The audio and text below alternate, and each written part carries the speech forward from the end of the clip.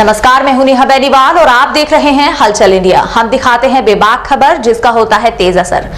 और अब खबरें विस्तार के साथ। मुजफ्फरनगर पहुंचे केंद्रीय मंत्री नितिन गडकरी ने नेशनल हाईवे का लोकार्पण व शिलान्यास किया।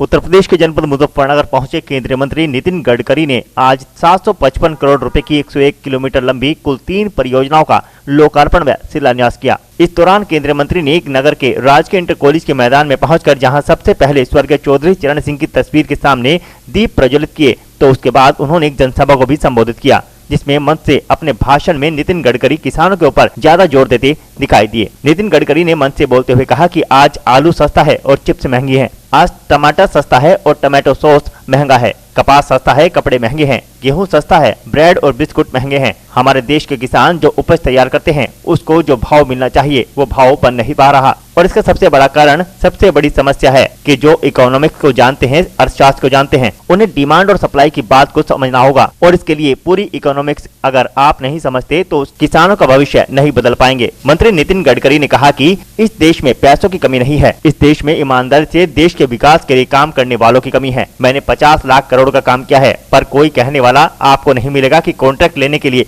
गडकरी साहब के घर जाना पड़ा। ये कहने वाला आपको एक भी नहीं मिल सकता। ये हमारी सरकार की विश्वसनीयता है। नितिन गडकरी ने अपने भाषण में एथनॉल पर भी बड़ा जोर दिया। मंत्री नितिन गडकरी ने मंच से बोलते हुए कहा कि इन 5 साल में उन्होंने उत्तर प्रदेश को 4 लाख करोड़ दिए हैं और आने वाले 5 सालों में वह उत्तर प्रदेश को 5 लाख करोड़ देंगे। उन्होंने यहाँ की जनता से वादा किया कि उत्तर प्रदेश की सड़कों को अमेरिका जैसा बनाकर रहेंगे। नितिन गडकरी की माने तो उन्होंने शहर के टॉयलेट का पानी बेचकर वह महाराष्ट्र के बिजली बोर्ड को 325 करोड़ साल में कमाते हैं। वहीं मंत्री संजीव बालियान ने भी जनपद के लिए कुछ सड़कों और हाईवे की बात नितिन गडकरी के सामने रखी, जिन्हें मंत्री नितिन गडकरी ने मंच से स्वीकार करते हुए हरी झंडी दे दी।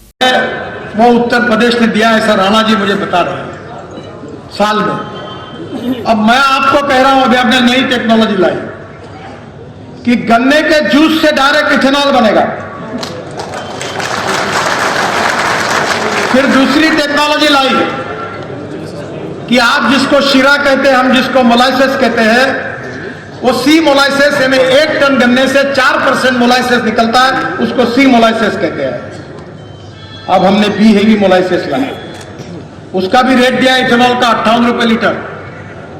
बी हेवी मोलाइसेस है जो ये एशिया का सबसे बड़ा गुड़ उत्पादक शहर भी है।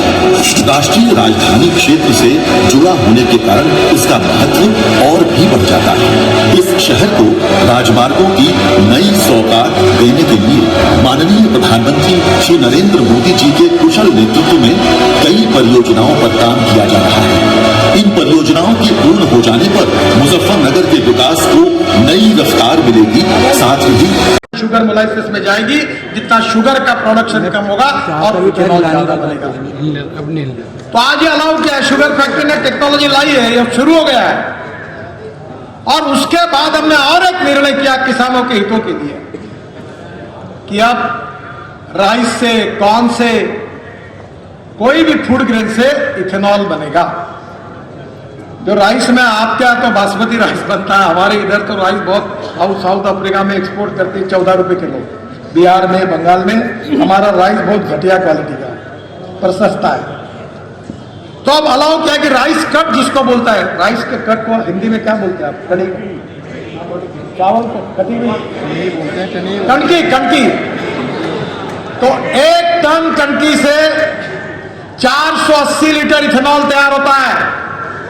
और भारत सरकार ने इस देश में 350 डिस्टिलरी को अनुमति दी है कि जो चावल से इथेनॉल बनाएंगे ताकि चावल को भी अच्छा भाव मिलेगा।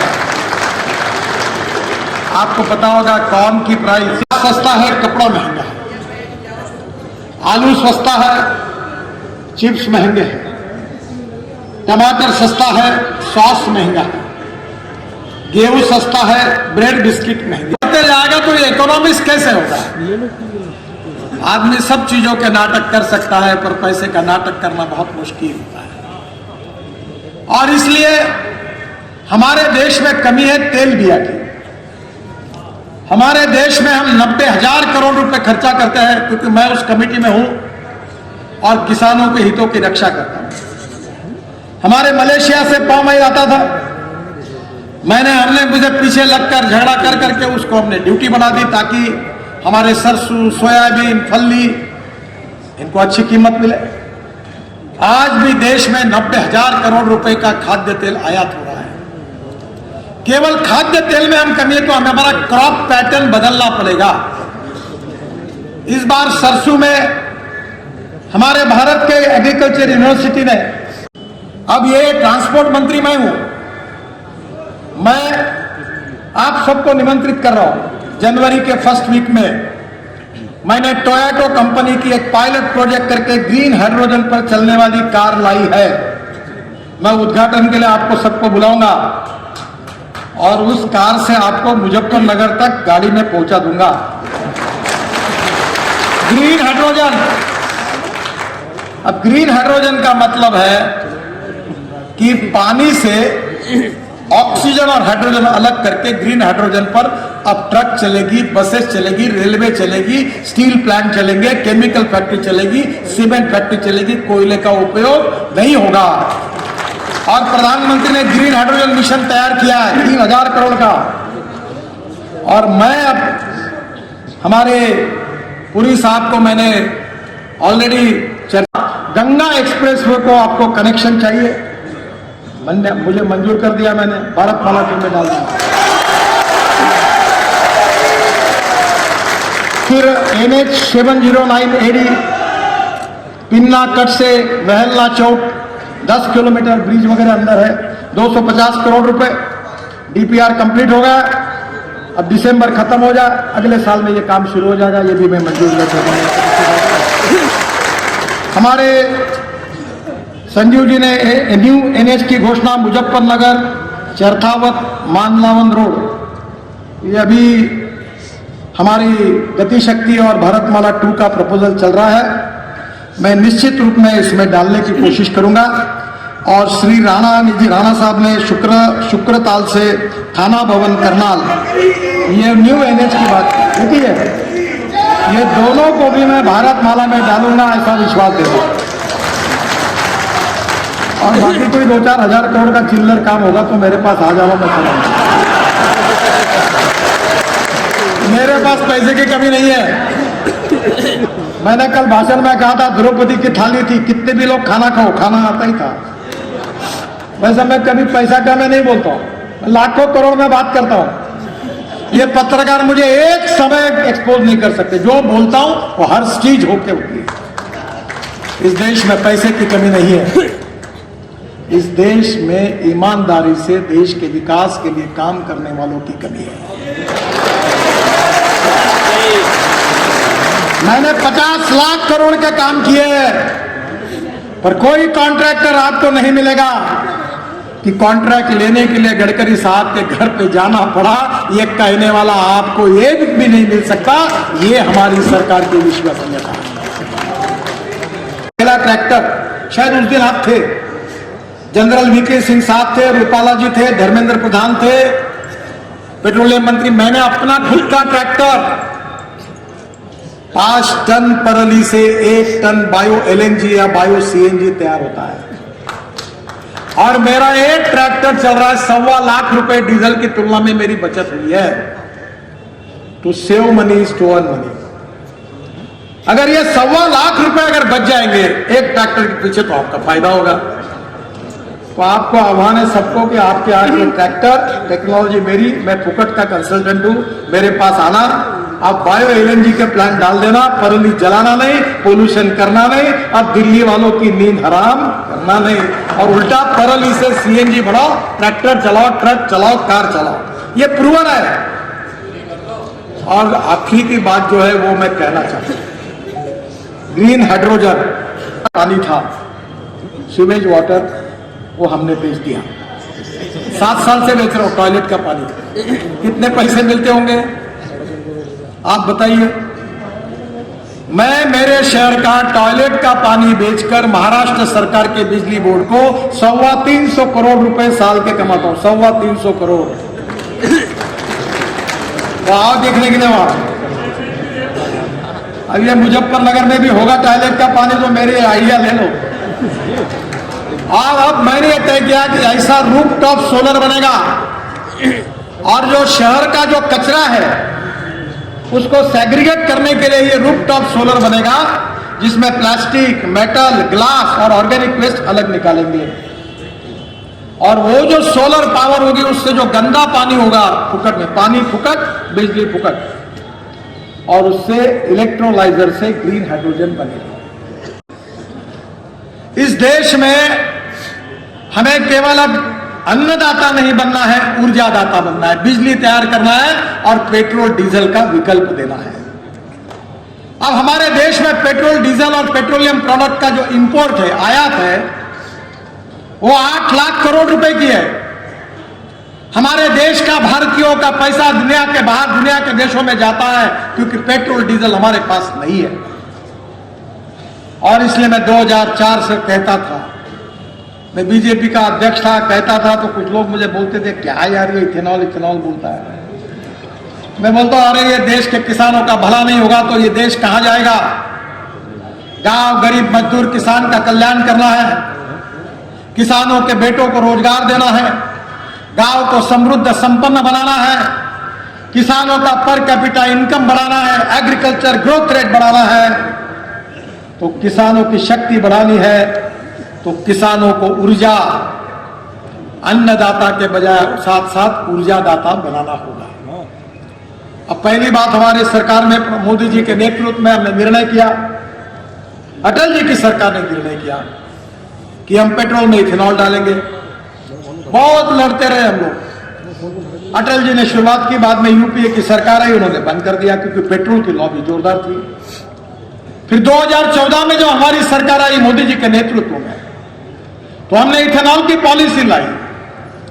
और आज मुझे खुशी हो रही कि पिछले साल हमने 465 करोड़ लीटर इथेनॉल। देखिए, इथेनॉल जो पॉलिसी बनी है वो गडकरी जी की देन है। मेरा सौभाग्य है कि उनके साथ मुझे काम करने का इस पॉलिसी पे मौका मिला है। भविष्य देश का इसी में ही है कि जो हम 8 लाख करोड़ का तेल इंपोर्ट करते हैं, ये कमी करके किस तरह से पैसा किसानों के पास तक जाए, यही सरकार की सोच है। टैनी के बारे में बताएंगे। योजना धरातल पर आ चुकी है, 10% इथेनॉल मिलना हो चुका है। 2025 तक 20% इथेनॉल पे हम जाए। आम जन को अब जब भी चाहे कोई भी इथेनॉल का पंप लगा सकता है। आ चुके हैं इस तरह की टेक्नोलॉजी, और मुझे लगता है बहुत जल्दी हर शहर में आपको देखना। मुजफ्फरनगर के कस्बा रोहाना के पूर्व जिला पंचायत सदस्य अनिल त्यागी के नेतृत्व में दर्जनों की संख्या में कार्यकर्ता कैबिनेट मंत्री नितिन गडकरी के कार्यक्रम में शामिल होने के लिए रवाना हुए। मुजफ्फरनगर में कैबिनेट मंत्री नितिन गडकरी के आगमन पर रोहाना से पूर्व जिला पंचायत सदस्य अनिल त्यागी के आह्वान पर नितिन गडकरी के स्वागत के लिए रोहाना से करीब 200 से अधिक कार्यकर्ता बड़ी ही धूमधाम के साथ ढोल बाजों के साथ रवाना हुए। पूर्व जिला पंचायत सदस्य अनिल त्यागी के साथ भाजपा मंडल के सभी कार्यकर्ता शामिल रहे, जिसमें क्षेत्र के सभी 36 बिरादरी के लोग मौजूद रहे। कस्बा रोहाना से बस के द्वारा सभी कार्यकर्ता मुजफ्फरनगर के लिए रवाना हुए। पूर्व जिला पंचायत सदस्य अनिल त्यागी का कहना है कि मंत्री नितिन गडकरी मुजफ्फरनगर आ रहे हैं, जो मुजफ्फरनगर पहुंचकर मुजफ्फरनगर को नेशनल हाईवे की सौगात देंगे। उन्होंने कहा कि आगामी 2022 के विधानसभा चुनाव में मुजफ्फरनगर की 6 की 6 सीट बीजेपी की झोली में जाने वाली हैं, जिसमें 36 बिरादरियों का सहयोग भारतीय जनता पार्टी को मिल रहा है। इस दौरान पूर्व जिला पंचायत सदस्य अनिल त्यागी, सरदार सुखदेव, प्रवेश त्यागी, अनुज त्यागी, भगत, मदन त्यागी, आदेश, प्रमोद तिवारी, विनोद त्यागी, मोंटी वाल्मीकि, मुस्तकीम, इरफान, एहसान आदि मौजूद रहे। इसमें अनिल जी के नेतृत्व में सब लोग सब उसमें शामिल हो रहे हैं, और ये जो 6 की 6 विधानसभा से बीजेपी के पक्ष में जाएंगी और सब समाज के लोग बीजेपी के साथ हैं। अब हिंदू से मुसलमान भी बोल रहे थे, भी आपके सामने हिंदू सरकार भी बोल रहा हूँ, सभी लोग यहाँ सब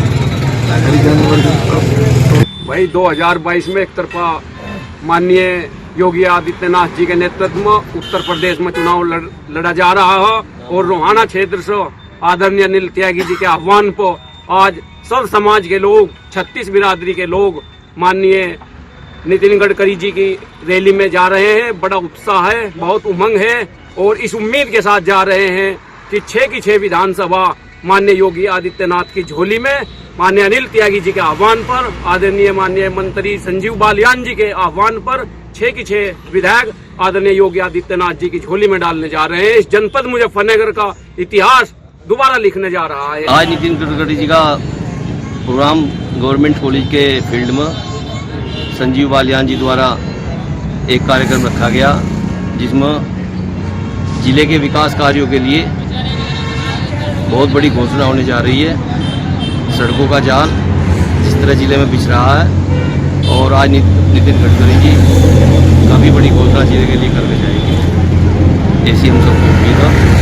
और रोहाना क्षेत्र से काफ़ी जनसंख्या पर भारतीय जनता पार्टी कार्यकर्ता आज रैली स्थल पर पहुँचेंगे। रोहाना क्षेत्र में तो सड़क सब ठीक है, जो एक दो सड़क खराब उसके लिए काम शुरू हो चुका, और जो काम अभी बाकी है वो काम जल्दी शुरू हो जाएगा। मुजफ्फरनगर के समाजवादी पार्टी कार्यालय पर पूर्व प्रधानमंत्री चौधरी चरण सिंह की जन्म दिवस के अवसर पर विचार गोष्ठी का आयोजन हुआ। किसान मसीहा चौधरी चरण सिंह के जन्मदिन को किसान दिवस के रूप में मनाते हुए समाजवादी पार्टी कार्यालय पर विचार गोष्ठी का आयोजन किया गया, जिसकी अध्यक्षता समाजवादी पार्टी के जिला अध्यक्ष प्रमोद त्यागी एडवोकेट व संचालन जिला महासचिव जिया चौधरी ने किया। विचार गोष्ठी को संबोधित करते हुए समाजवादी पार्टी के जिला अध्यक्ष प्रमोद त्यागी एडवोकेट ने कहा कि चौधरी चरण सिंह द्वारा देश के किसानों, मजदूर, गरीबों के हित के लिए ऐतिहासिक कार्यों को भुलाया नहीं जा सकता। आज आजाद भारत में किसानों की दशा व दिशा को सुधारने का काम केवल चौधरी चरण सिंह ने किया था। उनके द्वारा जमींदार उन्मूलन, चकबंदी, सहकारिता के क्षेत्र में ऐतिहासिक कदम द्वारा किसानों को नई दिशा दी गई थी। प्रमोद त्यागी ने कहा कि चौधरी चरण सिंह गांव, किसान, खेत खलिहान की तरक्की के लिए हमेशा कार्य करते रहे। उनके विचारों की सच्ची वारिस समाजवादी पार्टी है तथा समाजवादी पार्टी सरकार बनाकर ही उनको सच्ची श्रद्धांजलि दी जा सकती है। पूर्व विधानसभा प्रत्याशी गौरव स्वरूप ने अपने संबोधन में किसान मसीहा को श्रद्धांजलि अर्पित करते हुए कहा कि चौधरी चरण सिंह के विचारों को केवल समाजवादी पार्टी व सपा राष्ट्रीय सचिव अखिलेश यादव अपनाकर देश के किसानों की आवाज बने हुए हैं। और चौधरी साहब की 119वीं जयंती है।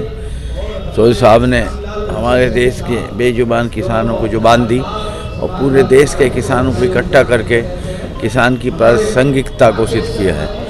वो बहुत बड़े स्वतंत्रता सेनानी, ईमानदार, सादगीपूर्ण जीवन जीने वाले राजनेता थे। हमारे संरक्षक मुलायम सिंह जी, हमारे राष्ट्रीय अध्यक्ष अखिलेश जी उनके अनुयायी हैं।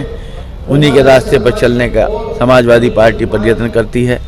आज समस्त समाजवादी पार्टी कार्यकर्ता पूरे प्रदेश में, देश में स्वर्गीय चौधरी चरण सिंह की जन्मदिन मना रहे हैं। उसी परिप्रेक्ष्य में मुजफ्फरनगर में भी हम लोग चौधरी साहब की जयंती को मना रहे हैं। अध्यक्ष जी, कुछ कार्यकर्ता आपके चौधरी चरण सिंह को ही मुख्यमंत्री बना रहे हैं। चौधरी चरण सिंह को आपको कुछ कार्यकर्ता ने भी कहा है भाषण में। हो सकता है स्लिप ऑफ टंग हो, कभी कभी मुंह से गलत निकल जाता है। उनकी नियत चौधरी साहब के प्रति सम्मान प्रकट करने की रही होगी। अब शब्दों का कभी कभी मुंह से गलत निकल जाता है, वो आदमी की शब्दों की गलती है, उनकी नियत की गलती नहीं है। अब चौधरी साहब तो दिवंगत हुए भी बहुत 87 में वो चले गए थे, तो 34-35 साल हो गए, उनका अब क्या होगा। मुजफ्फरनगर के बुढ़ाना थाना क्षेत्र में गैस एजेंसी कर्मचारी गण से हुई लूट की घटना का पुलिस ने खुलासा करते हुए लुटेरों को गिरफ्तार कर लिया। एसएसपी मुजफ्फरनगर अभिषेक यादव के आदेशानुसार जनपद मुजफ्फरनगर में अपराधियों के विरुद्ध चलाए जा रहे धरपकड़ अभियान के तहत पुलिस अधीक्षक ग्रामीण अतुल कुमार श्रीवास्तव के निर्देशन व क्षेत्राधिकारी बुढ़ाना विनय गौतम के पर्यवेक्षण और प्रभारी निरीक्षक बुढ़ाना जितेंद्र कुमार यादव द्वारा गठित थाना बुढ़ाना पुलिस द्वारा बड़ी सफलता हासिल की गई है। दरअसल बुढ़ाना के परासौली क्षेत्र में गैस एजेंसी के कर्मचारी गणों से पैसा जमा करने जाते समय लूट की घटना को अंजाम दिया गया था, जिसके संबंध में बुढ़ाना थाने पर मुकदमा दर्ज कराया गया था। जिसके संबंध में बुढ़ाना पुलिस ने घटना का खुलासा करते हुए अभियुक्तों को गिरफ्तार कर लिया। पकड़े गए अभियुक्तों के नाम मुनव्वर पुत्र इफ्तिकार निवासी हबीबपुर थाना फुगाना मुजफ्फरनगर, सरफराज पुत्र नूर हसन उर्फ छोटा निवासी गाँव हबीबपुर थाना फुगाना जनपद मुजफ्फरनगर और शादाब पुत्र असलम निवासी मोहल्ला खैर कस्बा व थाना कांदा जनपद शामली है। एसएसपी मुजफ्फरनगर अभिषेक यादव के आदेशानुसार जनपद मुजफ्फरनगर में अपराधियों के विरुद्ध चलाए जा रहे धरपकड़ अभियान के तहत बुढ़ाना कोतवाली पुलिस को बड़ी सफलता हाथ लगी है, जहां बुढ़ाना थाना अध्यक्ष जितेंद्र कुमार यादव के नेतृत्व में बुढ़ाना पुलिस ने बायवाला चौकी क्षेत्र के गांव नगवा में अतिरिक्त दहेज की मांग व प्रताड़ित करते हुए गोली मारकर अलका की हत्या के मामले में 2 अभियुक्तों को गिरफ्तार किया है। मामले का खुलासा करते हुए एसपी देहात अतुल श्रीवास्तव ने पूरी जानकारी उपलब्ध कराई। को परासौली चौकी क्षेत्र में एक गैस एजेंसी के कर्मचारियों से 1,70,000 रुपए की लूट हुई थी। ये घटना अत्यंत गंभीर घटना थी। वरिष्ठ पुलिस अधीक्षक महोदय द्वारा सीओ बुढ़ाना के नेतृत्व में एक टीम का गठन किया था। उस घटना के पश्चात एक और घटना हुई जो जौला चौकी क्षेत्र में एक लूट की घटना हुई। दोनों घटनाओं को सम्मिलित करते हुए क्षेत्राधिकारी बुढ़ाना के नेतृत्व में इंस्पेक्टर बुढ़ाना और उनकी टीम ने समग्र प्रयास करते हुए आज 3 अभियुक्तों को गिरफ्तार किया है। इन अभियुक्तों से करीब 72,000 रुपये बरामद किए गए हैं। लूट में प्रयुक्त तमंचा और एक नाल जिसको दिखा करके गैस एजेंसी के कर्मचारियों से लूट की गई थी, उसको बरामद कर लिया गया है। मोटरसाइकिल बरामद कर ली गई है और एक मोबाइल जो लूटा था वो भी बरामद कर लिया गया है। इस प्रकार घटना का पूर्ण रूप से अनावरण करके एक उत्कृष्ट कार्य का परिचय दिया गया। सर, क्या उद्देश्य था बदमाशों का लूट करने का? लूट के बाद ये कुछ करते नहीं हैं और अपना जीवन यापन और इसके अतिरिक्त जो इन्होंने मोबाइल का खर्च और गर्लफ्रेंड वगैरह का खर्च है उसके लिए ये घटनाएं की। सर, आपराधिक इतिहास में रहा कुछ अपराधियों का? नहीं, इनका ये पहली बार घटना है। इसके अतिरिक्त इन लोगों ने छोटी छोटी घटनाएं अवश्य की हैं जिसके बारे में और जानकारी की जा रही है। सर, सफलता वाली टीम को किस तरह की सराहना की? वरिष्ठ पुलिस अधीक्षक महोदय द्वारा पूरे कार्य की सराहना की है और इसके लिए नगद इनाम की भी घोषणा। खाद्य को गैमेक्सीन बताकर गिरफ्तार किए गए किसान को 35 साल बाद कोर्ट से बाइज्जत बरी कर दिया गया। मुजफ्फरनगर में 35 साल कोर्ट के चक्कर काटकर किसान को बाइज्जत बरी कर दिया गया। रंजिश में खाद को गैमेक्सीन बताकर गिरफ्तार किया गया था। जेल में किसान ने 18 दिन बिताए और 400 से अधिक तारीखें भुगती हैं। गांव की रंजिश में 85 साल के बुजुर्ग किसान धर्मपाल को 35 साल तक कोर्ट के चक्कर काटने पर मजबूर होना पड़ा। सह आरोपी भाई के मुकदमे के तनाव में जान भी चली गई थी। कोर्ट की 400 से अधिक तारीखें भुगतने में काफी कमाई भी खर्च हो चुकी है। पुलिस एक भी सबूत पेश नहीं कर पाई तो ACGM 2 मुकीम अहमद ने बुजुर्ग धर्मपाल को बाइज्जत बरी कर दिया। अभियोजन के अनुसार 11 नवंबर 1986 को वर्तमान में जनपद शामली के थाना भवन पुलिस ने गांव हरड़ निवासी धर्मपाल एवं कुंवरपाल पुत्रगण टिकम सिंह व ट्रक चालक लियाकत निवासी सहारनपुर को गिरफ्तार किया था। आरोप था कि धर्मपाल तथा उसका भाई कुंवरपाल घर में बिना लाइसेंस गैमेक्सीन बनाकर सप्लाई कर रहे हैं। थाना भवन पुलिस ने धर्मपाल, कुंवरपाल व लियाकत को गिरफ्तार कर जेल भेज दिया था। तीनों को 18 दिन तक जेल में रहना पड़ा, जिसके बाद तीनों जमानत पर छूटे थे। घटना का मुकदमा 35 साल तक कोर्ट में चला। पुलिस ने माल मुकदमा खाद को गैमेक्सीन साबित करने के लिए कोई जांच नहीं कराई थी। कोर्ट के आदेश पर आरोपियों ने उसे अपने पक्ष में छुड़ा लिया था। धोखाधड़ी का मुकदमा 35 साल चला, लेकिन पुलिस आरोपी के विरुद्ध एक भी गवाह कोर्ट में पेश नहीं कर पाई। बचाव पक्ष के अधिवक्ता कर्ण सिंह पुंडीर ने बताया कि घटना के मुकदमे की सुनवाई ACGM 2 मुकीम अहमद ने की। बताया गया कि आरोपी कुंवरपाल की 5 साल पहले मौत हो चुकी है, जबकि आरोपी लियाकत को कोर्ट ने भगोड़ा घोषित कर दिया था। बताया कि अभियोजन पक्ष उनके मुवक्किल धर्मपाल के विरुद्ध कोर्ट में एक भी सबूत पेश नहीं कर पाया और न ही यह साबित कर पाया कि बरामद माल खाद नहीं गैमेक्सीन था। कोर्ट ने 35 साल चली सुनवाई के बाद धर्मपाल को बाइज्जत बरी कर दिया। बरी होने के बाद किसान धर्मपाल ने बताया कि उसे गांव की रंजिश में झूठा फंसाया गया था। 35 साल के मुकदमे की कार्रवाई के दौरान उसे कई परेशानियों का सामना भी करना पड़ा और उसका भाई कुंवरपाल इसी के चलते तनाव में चल बसा है। उसने बताया कि पुलिस के साथ मिली भगत कर उसे व कुंवरपाल को घर से उठाया गया था, जबकि उनके घर में रखे खाद के कट्टे गैमेक्सीन बताकर एक ट्रक में लाद दिए गए थे। 1986 में इसके खिलाफ जो है एक झूठी FIR लॉन्च कराई गई और ये कहा गया कि ये जो है गैमेक्सीन की जगह यूरिया की जगह गैमेक्सीन बेच रहा है, जबकि एक्चुअल में यूरिया ही था। ये काश्तकार है, खेती पेशा आदमी है, यूरिया इसके पास होना स्वाभाविक है।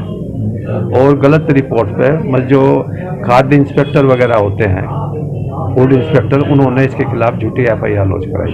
कहाँ के रहने वाला था? ये हरड़ फतेहपुर का रहने वाला था।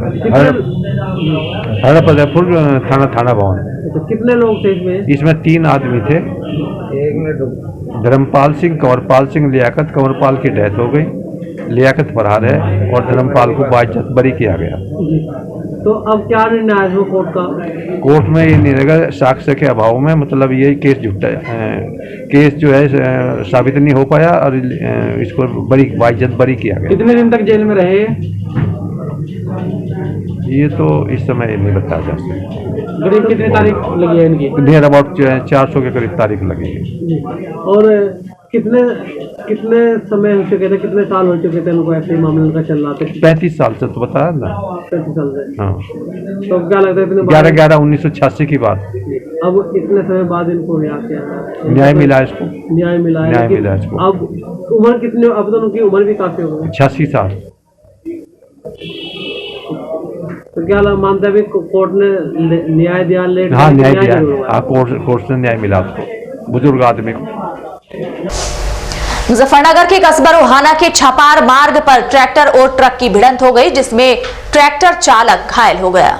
मुजफ्फरनगर के कस्बा रोहाना के खामपुर रोड पर ट्रैक्टर और ट्रक का जबरदस्त एक्सीडेंट हो गया, जिसमें ट्रैक्टर चालक वरुण त्यागी गांव रई निवासी ट्रैक्टर ट्रॉली से गन्ने लेकर मिल में जा रहा था। तभी सामने से आए ट्रक ने ट्रैक्टर में जबरदस्त टक्कर मार दी, जिसमें वरुण त्यागी घायल हो गया। मामले की सूचना मिलते ही पुलिस मौके पर पहुंची और घायल को चिकित्सालय भर्ती करा दिया। वहीं वरुण के भाई तरुण ने बताया कि ट्रैक्टर ड्राइवर शाम रोहाना चौकी से होकर जा रहा था, जहां पर यह एक्सीडेंट हो गया। कैसे हुआ? ये मेरा छोटा भाई था, ये सुबह ट्रैक्टर ट्रॉली लेकर चला है। अच्छा। रोहाना भट्टे के पास। अच्छा। ट्रक ने टक्कर मारी इसका। अच्छा। सामने से टक्कर मारी। ये अपनी साइड में आ रहा था, उसने वो टेक करके इसमें ट्रैक्टर में टक्कर मारी। वो टायरी जी उसका पेट पर बिछा हुआ है, उसके बाथरूम के रास्ते से ब्लड चल रहा है। डॉक्टर ये कह रहे हैं जी अगर जो नहीं आराम हुआ तो इसे शाम को आज मेरे रेफर कर दिया जाएगा। पुलिस वाले कुछ जवाब नहीं दे पा रहे जी। अच्छा। ट्रक ड्राइवर, ट्रक का मालिक देवबंद का है कोई। अच्छा। वो ड्राइवर फरार था। ड्राइवर यहाँ से चौकी में आ गया था। अच्छा। कल यहाँ था वो। अच्छा। आज इन्होंने पता नहीं वो कहाँ भेज दिया। ये बता रहे हैं, कुछ बता नहीं रहे। कुछ नहीं बता रहे, कुछ जवाब नहीं दे रहे। हम इंचार्ज से बात करिए। अच्छा। इंचार्ज जवाब नहीं दे रहा, कुछ भी संतुष्ट नहीं वो कर रहा। अच्छा। कहना है जो होता है वो रिपोर्ट कर लो, समझाकर। इंचार्ज ही कह रहा है FIR दर्ज कर लो। अच्छा। मुजफ्फरनगर जानसठ उप जिलाधिकारी कार्यालय पहुंचे इस्पात फैक्ट्री के कर्मचारियों ने वेतन दिलाने की मांग को लेकर प्रदर्शन किया। मुजफ्फरनगर की जानसठ तहसील क्षेत्र के गांव सलारपुर में डोलरी इस्पात फैक्ट्री में कार्य कर रहे मजदूरों को 2 माह से वेतन न मिलने को लेकर दर्जनों मजदूरों ने जानसठ उप जिलाधिकारी कार्यालय पहुंचकर उप जिलाधिकारी जयेंद्र कुमार को एक शिकायती पत्र सौंपा। मजदूरों ने बताया कि सभी मजदूर गांव सलारपुर में डोलरी इस्पात फैक्ट्री में काम करते हैं। इस्पात फैक्ट्री मालिक 2 माह से वेतन नहीं दे रहा, जिसके चलते सभी मजदूर भुखमरी की कगार पर पहुंच चुके हैं, जिसके चलते परिवार पालना मुश्किल हो चुका है। वहीं बच्चों की पढ़ाई में भी काफी परेशानियों का सामना कर रहे हैं। मजदूरों ने उप जिलाधिकारी से फैक्ट्री मालिक से मजदूरी के पैसे दिलाने की तथा इस्पात फैक्ट्री मालिक पर कार्रवाई करने की गुहार लगाई। इस दौरान मुख्य रूप से रविंद्र कुमार शर्मा, विजयपाल सिंह, संदीप शर्मा, विनोद कुमार, हरेंद्र कुमार, विक्रम सिंह, रोहित कुमार आदि मजदूर मौजूद रहे। थाने में हम इसलिए आए थे जी क्योंकि हमारी सुनवाई नहीं हो रही थी। मालिक लोग जो है डोलरी इस्पात के वो रोज कल कर रहे हैं और 2-2 महीने का पेमेंट सब लेबर का 15-16 आदमी हम उनका पेमेंट हमें नहीं दिया जा रहा है और हर व्यक्ति परेशान है क्योंकि वो उसको खर्चा नहीं मिल पा रहा है और 2-2 महीने की सैलरी उनकी जो है सब मालिक लोग जो है वो दे नहीं रहे हैं और रोज़ कल कर रहे हैं, इसलिए हर व्यक्ति परेशान है। उनका पालन पोषण नहीं हो पा रहा है, वो बहुत ही गंभीर अवस्था में हैं और जो बाहर के लोग आए हुए यहाँ पर रह रहे हैं उनका राशन पानी भी यहाँ के दुकानदारों ने बंद कर दिया है और वो लोग बहुत ही ज़्यादा परेशान हैं। इसलिए आज हमें अपनी बात रखने का यहाँ हमें मौका मिला, इसलिए हम अपनी बात यहाँ पर रख रहे हैं। और आज के इस बुलेटिन में फिलहाल इतना ही। कल फिर हाजिर होंगे कुछ और नई खबरों के साथ। तब तक के लिए नमस्कार।